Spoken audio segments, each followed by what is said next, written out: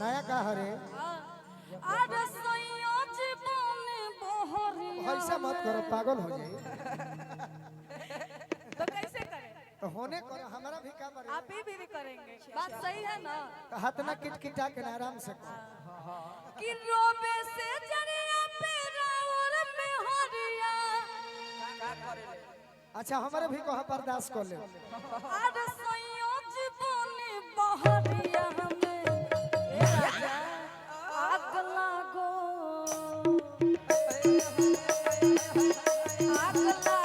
ये राजा नो करिया में आग लागे ओ सैया नो करिया में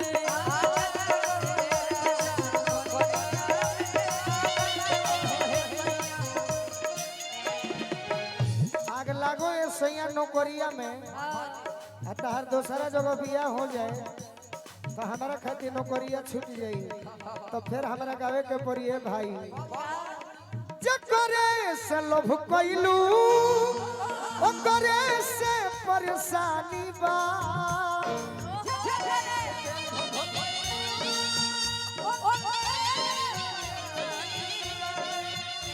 ए सनमई करम तोहरो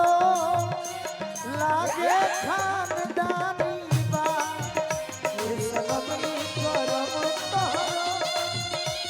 लागे खानदानी आग लागो ये राजा नो करिया में आग लागे ओ सैया नो करिया में। बाकी आगे औरत कहत तरी बड़ी सुंदर प्यार से ए राजा जी झाकी अंगनवा तो रोए याद आवेनी जगह बड़ा हो राजा हमके काहे सतावनी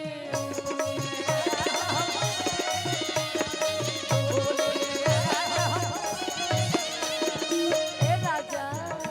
ऐसे मन को हाँ पर काम करो ए झाकी अंगनवा तो रोए याद आवेनी बोली ना राजा हमके काहे सतावनी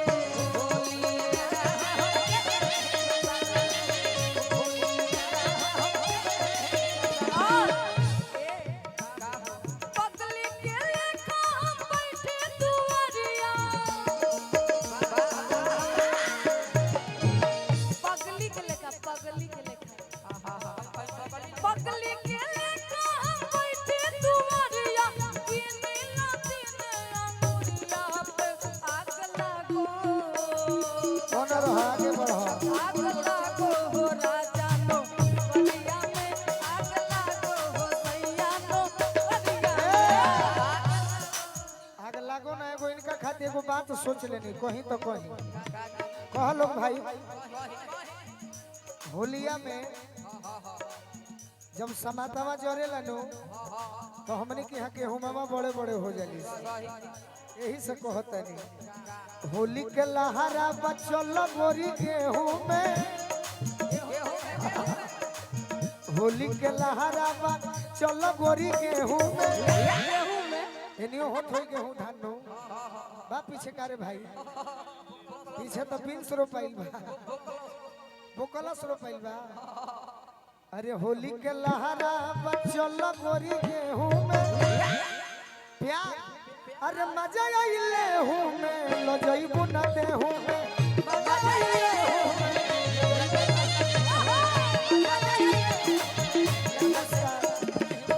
होली के लहरा बचल गोरी गेहूं में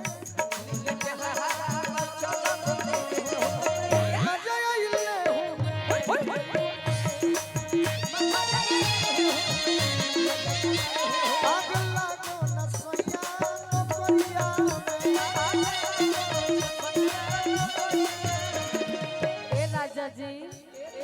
झाकी अंगनवा तो रोए याद आवेनी बोली ना राजा हमके काहे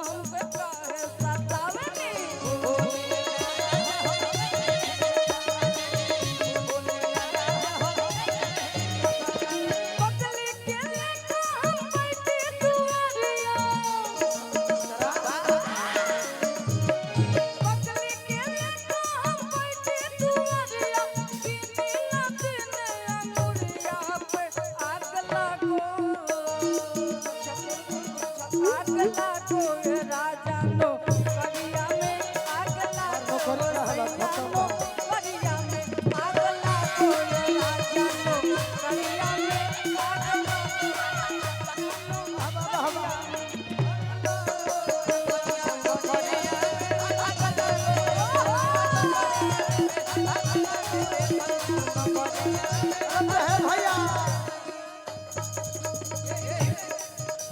ले लो होली ले लो यो होली के महीना होके